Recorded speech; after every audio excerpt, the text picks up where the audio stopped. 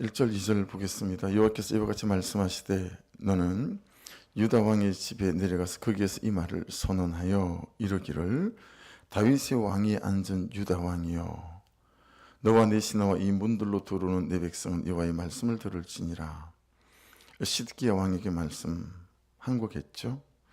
여러분 아무것도 아닌 것처럼 보이지만 순서가 눈에 좀 띄지 않습니까? 너와 그 다음은 내 신하와 인문들로 도는 내 백성에게 여호와의 말씀을 들을지어다 그랬습니다. 말씀을 들어야 될 순서, 말씀을 듣고 회개해야 될 순서, 말씀을 듣고 순종하고 적용해야 할 순서가 너와 그 다음 내 신하와 그 다음 인문들로 들어오는 내 백성입니다. 나부터죠. 예. 말씀을 들어야 할 때 순서도 나고 제일 먼저 그 말씀을 듣고 회개하고 순종해야 될 제일 첫사람도 나고 말씀을 듣고 먼저 순종하고 적용해야 할 첫사람의 순서도 나부터다. 이게 구속사의 핵심 중에 하나 아니겠습니까? 네, 나부터다. 내가 너로부터 시작하겠다 라고 하는 거 아니겠어요? 아담으로부터 시작했고요. 아브라함으로부터 시작했고요. 예수 그리스도로부터 시작했습니다. 그죠? 그래서 나부터다라고 하는 거. 항상 말씀을 나에게 적용하고 내가 먼저 듣고 내가 먼저 회개하고 내가 먼저 용서할 때 그때부터 새로운 회복이 시작된다라는 것들을 깨달을 수 있습니다. 3절을 보십시오. 여호와께서 이와 같이 말씀하시되 너희가 정의와 공의를 행하여 탈취당한 자를 압박하는 자의 손에서 건지고 두 번째 이방인과 고아와 과부를 압제하거나 학대하지 말며 세 번째 이곳에서 무지한 피를 흘리지 말라. 여러분 탈취당한 자는 가살이란다는데요. 원래 뜻은 어떤 거냐면 이 탈취라고 하는 것이 아수르의 군사들이 제일 먼저 행했던 행동에서 나온 단어예요. 이 아수르의 군사들은 정복지에서 정복을 하잖아요. 그러면 사람을 산채로 껍질을 벗기는 잔악한 행동을 했다고 해요. 이 사람을 산채로 껍질을 벗기는 잔악한 행동을 가살, 탈취 이런 식으로 단어를 썼습니다. 그러니까 여러분 이런 거죠. 나 자신을 보는 눈이 되게 겸손해야 하고 다른 사람을 보는 눈도 되게 겸손해야 한다. 뭔 말이냐면 그렇지 않으면 사람이 사람의 껍질을 벗기듯이 다른 사람을 무시하고 판단하고 깔보고 정죄하기 십상이다라고 하는 거죠. 사람이 사람을 존재가 존재를 짐승 취급한 거잖아요. 그래서 사람이 껍질을 벗기는 이런 사람이 할 수 없는 짓을 행했던 것 아니겠습니까? 정말 내 자신을 보는 눈이 너무 겸손해야 되겠고 또한 다른 사람을 보는 눈이 참 겸손해야 되겠다라고 하는 거죠. 그래서 여러분 우리에게 적용해 볼 때 혹시 내가 그렇게 상처를 주는 사람은 아닌가, 또 내가 그런 상처를 받은 사람은 아닌가.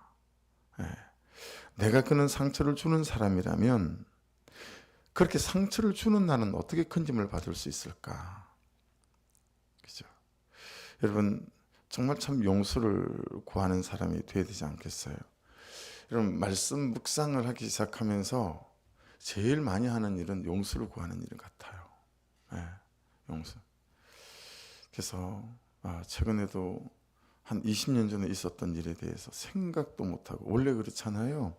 상처를 준 사람은 기억 못하잖아요. 상처 받은 사람은 기억하고, 돈을 빌린 사람은 기억이 안 되고, 돈을 빌려준 사람은 잊어버릴 수가 없잖아요.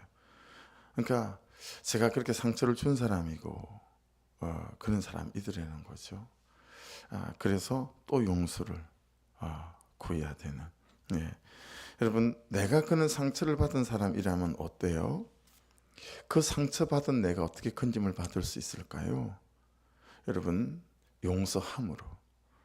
상처를 준 사람이라면 용서를 구해야 하고 상처를 받은 사람이라면 용서함으로. 그래서 여러분 계단에 우리가 적어놓은 것도 뭐죠? 최고의 복수는 용서다. 내가 잘 먹고 잘 사는 거로 본드를 보여주리라. 뭐 이런 게 아니라, 네가 없어도 나 잘 살아. 뭐 이런 게 아니라, 이 직장 아니면 내가 뭐 못 먹고 살 줄 알아. 뭐 이런 게 아니라, 최고의 복수는 용서다라고 하는 것이 구속사를 붙잡고 가는 그리스도인의 삶의 모습이다라고 하는 것이죠. 내 주변에 있는 이런 상처를 준 사람, 세 번째로 이런 상처를 받은 사람은 여러분 어떻게 해야 될까요? 그렇죠. 사도행전 11장에 가면 바나바라고 하는 분이 나오세요. 바나바. 22절 이렇게 시작해요. 예루살렘 교회가 이 사람들의 소문을 듣고 바나바를 안디옥까지 보내니, 아이 세상에 자기들만 성령 받은 줄 알았는데 안디옥에서도 막 성령 받는 일들이 막 생기는 거죠. 그래서 바나바를 보냈대요. 바나바를 안디옥까지 보내니, 자 여러분 보세요. 그리스도인으로 부르심을 받았다라고 하는 것을 콜링이라고 해요. 콜링, 불렀다. 근데 이게 옆집 친구가 부른 게 아니라 하나님께서 부르신 거죠. 이게 기본적인 여러분과 저에게 주어진 자격이죠. 두 번째는 부르신 다음에 우리를 어떤 역할, 그런 걸 맡기시잖아요. 원래부터 아버지였죠. 원래부터 남편이었고 원래부터 아내였죠. 근데 콜링, 부르심을 입고 난 다음에 아버지의 자리와 그러기 전에 남편의 자리는 다르죠. 그래서 반드시 부르신 난 다음, 콜링 하시고 난 다음에는 보케이션, 소명을 주세요. 이제 그리스도인으로 부르심을 입고 난 다음에 아버지의 역할은 다르죠. 아내의 역할도 달라지죠. 그래서 이걸 소명이라고 해요. 여러분, 우리는 부르심을 입었고 두 번째 보내심을 받은 자다. 이걸 콜링과 보케이션에 대한 이해라고 하는 거거든요. 보세요. 저 많이 안 배웠어요. 또 저 뭐 가진 게 없어요. 또 저 뭐 잘하는 것도 없어요. 무엇보다 전 제대로 못 살아왔어요. 그래서 자격이 안 되는 것 같아요. 이 일을 하기에. 이렇게 말하는 분들이 부지기수거든요. 아닙니다. 여러분, 예수 그리스도를 믿는다는 자체가 최고의 자격이고 최고의 조건을 이미 갖춘 것입니다. 할렐루야. 왜냐하면 그렇게 부르심을 입었고 또 그렇게 보내심을 받은 자이기 때문에 그렇습니다. 그러니까 예수가 나를 콜링, 불러냈다는 거니까, 예수가 나에게 삶의 이런저런 역할과 직분을 준 거니까, 그렇죠? 이게 우리의 최고의 자격이다라는 거죠. 23절은 11장 바나바에 대해서 이렇게 말합니다. 그가 이르러 하나님의 은혜를 보고 기뻐하여 모든 사람에게 굳건한 마음으로 주와 함께 머물러 있으라 그나니. 여러분, 하나님의 은혜를 보고 기뻐하는 사람이다 라는 거죠. 그러니까 우리의 부르심이라고 하는 것은 부자가 되는 게 아니고요. 그것은 여러분이 만들어낸, 제가 만들어낸, 우리가 만들어낸 부르심이고요. 우리의 부르심은 부자가 되는 게 아니라 하나님께서 사람들에게 하시는 그 은혜를 보고 기뻐하는 사람이라는 거예요. 이게 바나바였어요. 이게 하나님의 은혜를 보고 기뻐하는 사람. 그리고 주와 함께 머무는 자고 주와 함께 머물러 있으라 권면하는 자였다라고 하는 것입니다. 24절은 이렇게 바나바를 표현합니다. 바나바는 착한 사람이요 성령과 믿음이 충만한 사람이라 이에 큰 무리가 죽게 더하여지더라. 착한 사람은 아가도스이거든요. 아가도스가 선하다, 아네르는 사람 이런 뜻이에요. 그러니까 아가도스 아네르, 이게 착한 사람인데, 자, 이 정의를 잘 말씀드릴게요. 성품이 좋은 사람은 아닙니다. 태도가 좋은 사람도 아닙니다. 아가도스 아네르는 어떤 사람이냐면 성품이 너무 안 좋아요. 태도도 너무 안 좋아요. 그래서 성령을 붙잡고 말씀을 붙잡고 그리고 믿음을 붙잡고 은혜로 씨름하는 사람이에요. 하나님, 제가 성품도 별로고 태도도 별로예요. 어떡하죠? 그러면 참 말씀을 붙잡고 씨름하는 사람, 또 은혜로 충만해져서 자기 자신과 막 씨름하는 사람, 이 사람이 아가도스 아네르라는 거예요. 그렇죠? 그리고 25절은 바나바가 사울을 찾으러 다소에 가서 이렇게 말합니다. 여러분 아세요? 바울은 바나바가 딱 싫어하는 스타일의 사람이었습니다. 도무지 해석이 안 되는 사람이었어요. 그럼 1차 전도여행 갈 때 마가라고 하는 이 바나바의 조카를 데리고 함께 전도여행을 갔거든요. 근데 이 전도여행이 너무 고된 거예요. 그래서 바나바의 조카 마가가 돌아가 버려요. 저 안 할랍니다. 돌아가 버리는 거예요. 이 바울이 볼 때는 무슨 이런 놈이 다 있나 싶은 거예요. 이런 인간하고는 상종하기 힘들겠다. 바울이 딱 마음을 먹었어요. 근데 바나바는 날마다 은혜로 말씀으로 붙잡고 자기 자신과 씨름하는 사람이라 내가 그런 사람인데 뭐. 그래서 이 마가를 용납하는 거죠. 2차 전도여행 갈 때 바울이 결단코 마가를 안 데리고 가려는 거예요. 그 사람 안 된다. 공동체 우리 팀워크만 깨는 사람이고 사기만 떨어뜨리고. 그러니까 바나바는 다 사람이 그렇지 뭐 데리고 다니면서 훈련을 시킵시다. 안 됩니다. 여러분 그래가지고 여러분 결국 전도팀이 두 개로 쪼개졌어요. 바나바는 바나바대로 가고요, 바울은 바울대로 갔어요. 나중에는 다시 다 화합하죠. 서로 용납하고 용서하고. 근데 그 당시에는 그랬단 말이에요. 그 정도로 바나바는 이 바울이라는 사람이 해석이 안 되는 사람이었어요. 같이 하기 힘든 사람. 근데 이 바나바가 바울을 찾아가잖아요. 그렇죠? 근데 여러분 참 말씀이 재밌지 않아요? 바나바가 사울을 찾으러 다소에 가서, 여러분 바나바가 바울을 찾으러 다소에 가서 이렇게 말씀하지 않고 말씀이 바나바가 사울을 찾으러 다소에 가서 이렇게 말씀하세요. 여러분 사울을 찾아갔다고 성경이 굳이 말씀하시는 이유가 뭘까요? 여러분 벌써 다메섹 광야에서 사울이 예수님을 만났죠. 눈에 아나니아가 안수기도 할 때 레피스, 비늘도 벗겨졌어요.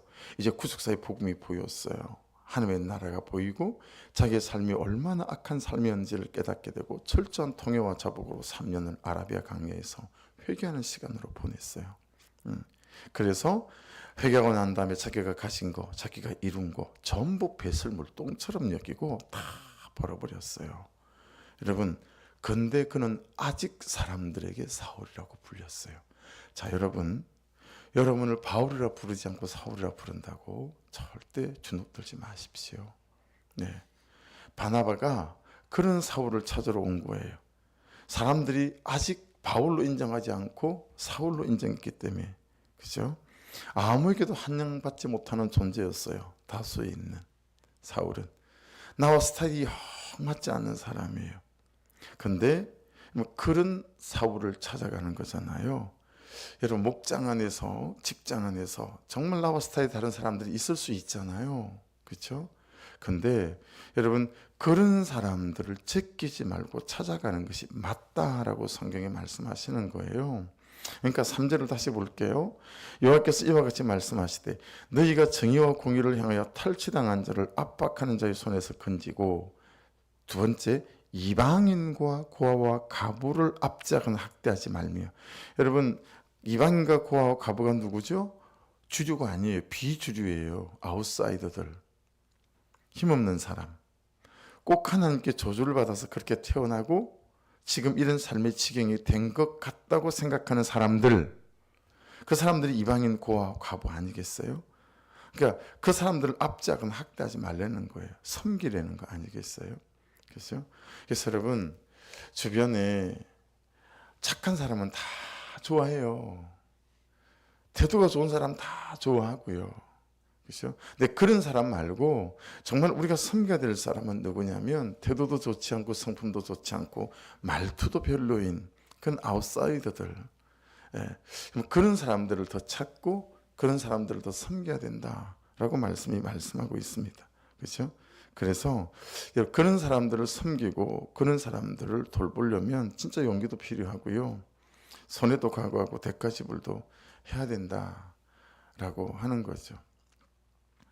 그러니까 여러분 간혹 이제 교회 오시는 분들 중에 이렇게 그냥 괜찮아 보이는 사람하고는 밥을 잘 먹지 않습니다, 제가. 근데 그냥 참 없나 보다, 안 되나 보다, 그 사람들로부터 참 그렇겠다, 이제 그런 분들하고는 꼭 그 주에나 그 다음 주에 식사를 종종 하거든요. 그러면 여러분 진짜 참 스타일이 안 맞습니다. 밥을 먹으면서 계속 말을 하는 사람 많거든요. 너무 말할 데가 없고, 그리고 자기가 이렇게 너무 이상한 사람, 불쌍한 사람 아니라는 걸 너무 말해주고 싶은 거예요, 저에게. 그러니까 자꾸 밥을 먹으면서 말을 하니까요, 막 밥뒷거리가 여기도 붙고 저기도 붙고, 때로는 제 반찬거리가 툭툭 튀어나오기도 하고, 그러면 진짜 제 스타일이 안 맞습니다.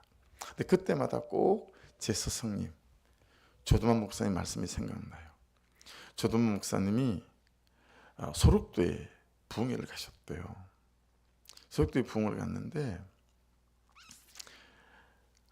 첫날 정시표를 하는데 진짜 아무도 은혜를 안 받더라는 거예요. 그럼 이건 설교자가 알거든요. 너무 괴롭더라는 거예요. 근데 목사님이 그 이유를 알게 됐어요. 저녁에 밥 집회하기 전에 이제 한 집에 초대를 받아서 밥을 먹는데, 여러분 나병 환자들이잖아요. 그러니 손가락이 다 없어요. 숟가락을 제대로 못 쥐는 거죠. 그러니까 우리처럼 입에 들어간 다음에 숟가락에 있는 음식이 다 싹 입 안으로 들어가고, 깨끗한 숟가락이 이렇게 찌개 그릇에 들어가는 게 아니고 밥이 절반이나 남은 숟가락이 이 가운데 뚝 올려놓은 이 된장찌개 그릇에 들어가더라는 거예요. 여러분 몇 번 떠먹고 나니까요, 된장 그릇이 된장찌개인지 사람 입에서 문둥 나온 병한 입에서 나온 밥뒷거리 뭐 찌개인지 둥둥 떠들려는 거예요. 다시는 숟가락을 못 넣겠더라는 거예요. 근데 목사님이 그게 깨달아진 거예요. 그래서 그 다음날 아침에 밥을 먹는데, 또 점심을 먹고 그냥 그러든가 말든가, 하나님 안에서 깨달았으니까 십자가가 그냥 뭐 밥대가리가 툭 떴다니 그걸 너무 맛있게 먹었다는 거예요.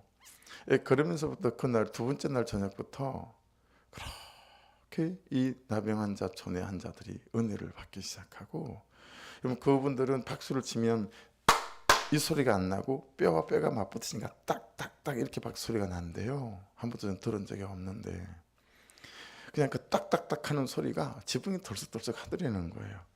그러면서 목사님이 가르쳐 주셨어요. 목사의 삶이 어떠해야 되는지. 근데 여러분 저는 잘 안 되는 것 같아요. 그러니까 여러분 지금 여기에 3절 말씀은 그냥 우리에게 그런 말씀인 거예요. 여러분이 언제 이방인과 고아 가부를 압제하거나 학대할 일이 있겠어요. 그렇죠? 근데 지금 여러분의 아내와 남편, 여러분 스타일이 안 맞잖아요. 여러분의 자녀, 여러분의 이웃, 여러분의 친구, 직장 동료, 내 스타일이 안 맞잖아요. 근데 그 사람들이 진짜 내가 섬겨야 되고 용서하고 용납하고 받아내야 될 사람들이다 라고 하는 거죠. 그렇죠? 그래서 바나바 때문에 사울에서 바울이 됐어요. 여러분 바나바가 사울을 예루살렘 공회로 데리고 나오니까 벌컥 뒤집어졌어요. 그 사울을, 그 인간을 왜 데리고 오냐고. 그 바나바가 사울에 대해서 변호하는 거예요. 어떤 일이 있었고 다메섹에서 그가 3년 동안 자기의 삶을 얼마나 회개하며 통회하고 자복했는지 모른다.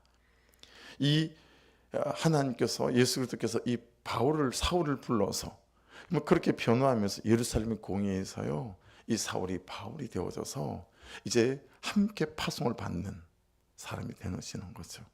예. 저와 여러분이 그렇게 사람을 세우고 살리는 은혜가 있기를 주의 이름으로 축복합니다. 4절 보십시오. 너희가 참으로 이 말을 준행하면 다윗의 왕이 앉을 왕들과 신하들과 백성의 병거와 말을 타고 이 집 문으로 들어오게 되리라. 자, 여러분 지금 남유다가 무엇에 달렸다는 거죠? 이 말씀에 달렸다. 이 말씀에 순종하는 것에 달렸다는 거예요.